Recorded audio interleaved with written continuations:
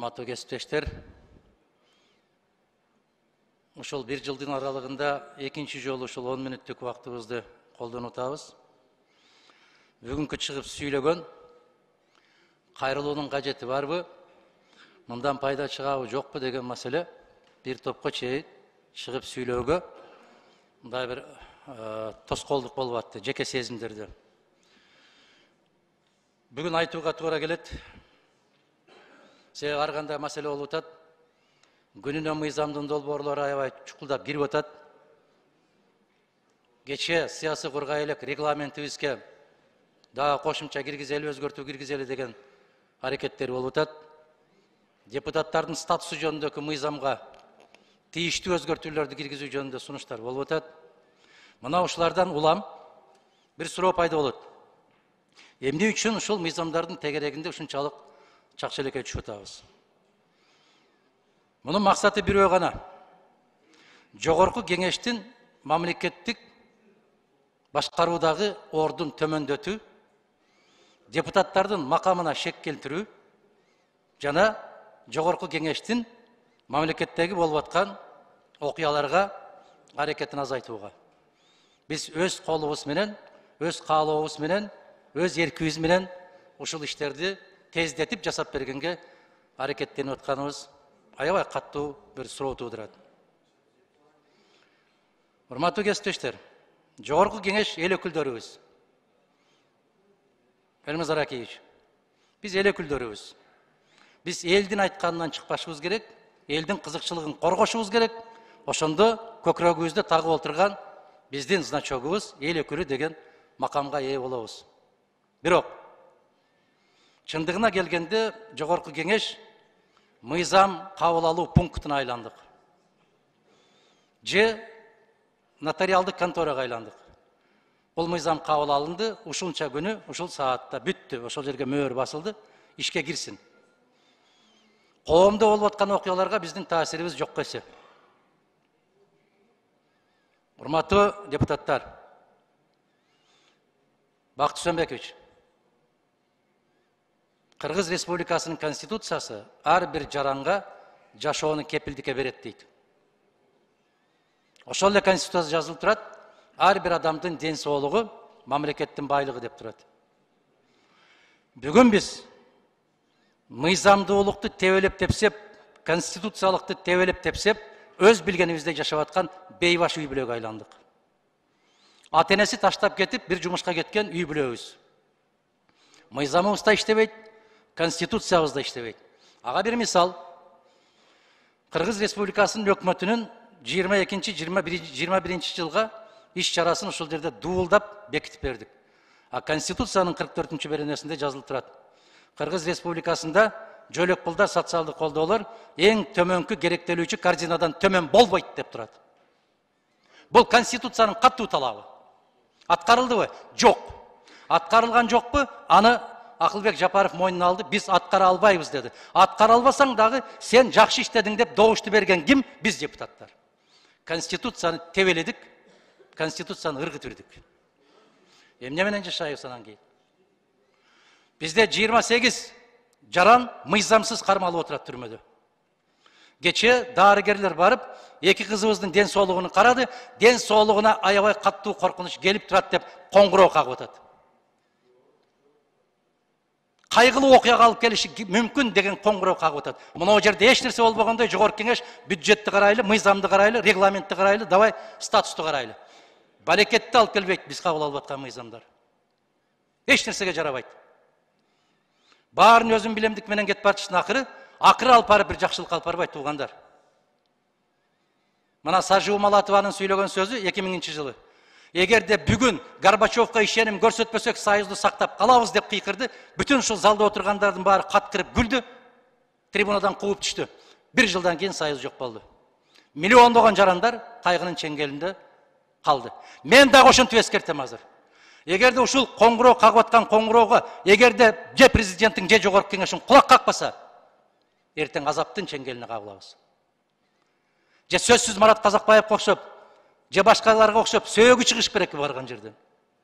Могул жерде эч нерсе болбогондой болуп, тымпыйып, мыйзам бузулбагандай, конституция бузулбагандай болуп, мыйзамдарды талкуулап, кабыл алып отуруштун өзү кайдыгерлик деп отурат.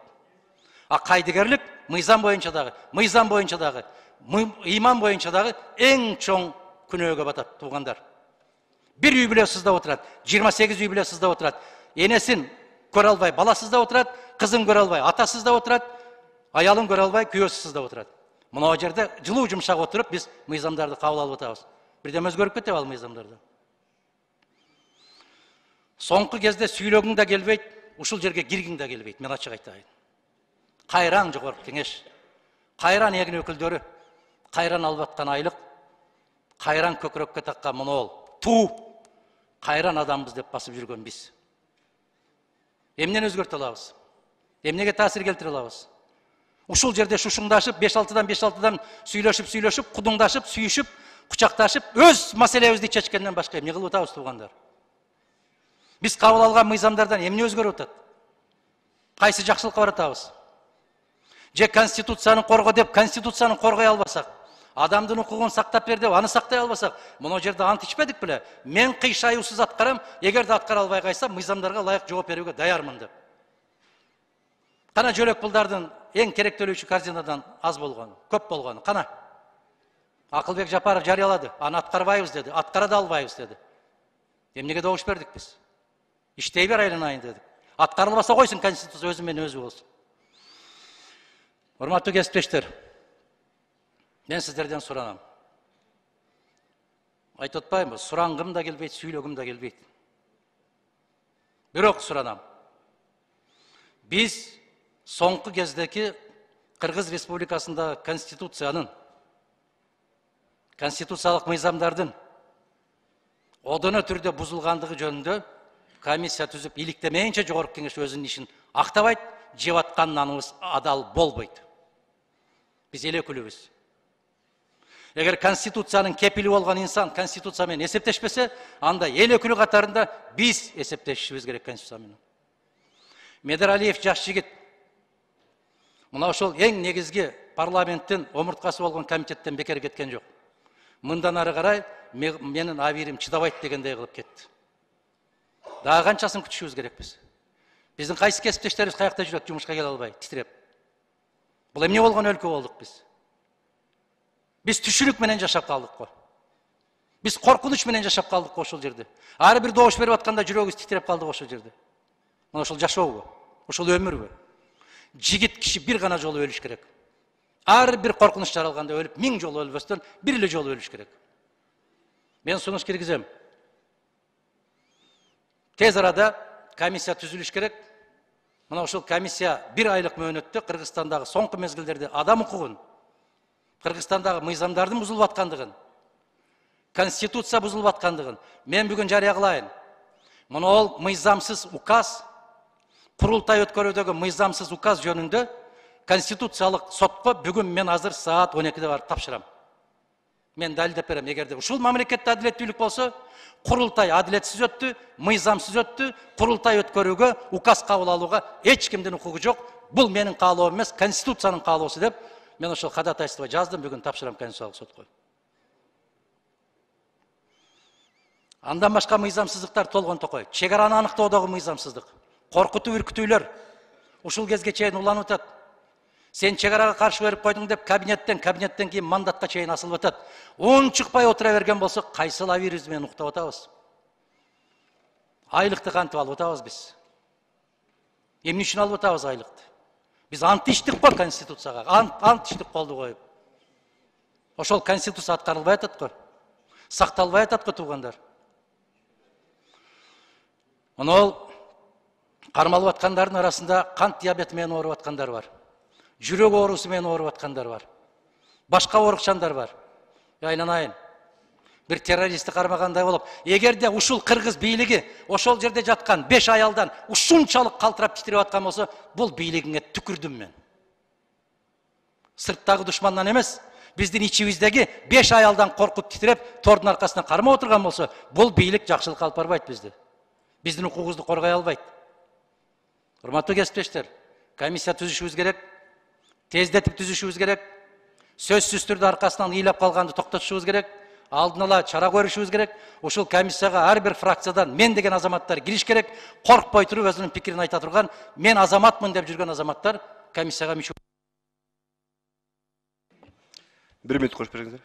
Башка эч нерсени каалабастан бул жерде саясаты жок. Суранам мен сиздерден. Саясатты аралаштырбай туруп, кыргыз конституциясы, кыргыз мыйзамдары, кыргыз адам укуктары канчалык деңгээлде корголуп атат, ушуга гана тыянак чыгарып берүү үчүн ушундай комиссия түзүштү талап кылам туугандар.